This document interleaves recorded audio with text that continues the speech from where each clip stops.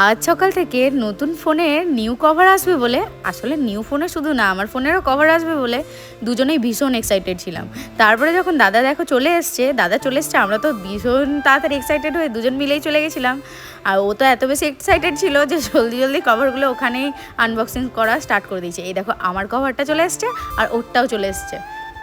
আমার ফোনটা যেহেতু একটু পুরনো হয়ে গেছে তাই জন্য ওর একটু কদরটা কমে গেছে, কিন্তু ওরটা তো এখন নিউ, তো তাই জন্য ওর কভারটা ও খুলে বেশ ভালো করে প্রথমেই দেখছে। আমারটা এখনও ওপেনই করেনি। তারপর বললাম আমারটাকেও একটু ওপেন করে দাও, নাহলে আমার কভারটা বেচারা কাঁদতে লেগে যাবে যে নতুন ফোন এসে আমার কভারটা আর আনবক্সিং করছে না, আমার ফোনের কদর কমে গেছে। তারপরে দেখো ও নিজের কভারটা দেখার পর ওর তো নিজের কভার দেখা শেষই হচ্ছে না, কি আর বলবো। তারপর লাস্টে বাধ্য হয়ে আমি বললাম আমারটা একটু ওপেন করে দাও। তারপরে দেখো বলার পরে আমার কভারটাকেও আনবক্সিং করে দিল। আমারটা আমার খুব ভালোই লেগেছে, আর আমার ফোনের সাথে লাগিয়ে কেমন লাগবে জানি না, তো পরে দেখাবো তোমাদের কেমন লাগছে। কিন্তু কভারটা বেশ হার্ড আর খুব ভালো লেগেছে আমারও। আমার ফোনটা একটু বেশি সেভ করা দরকার আছে, কারণ যা পড়ে যায় এদিক ওদিক, ওই জন্য।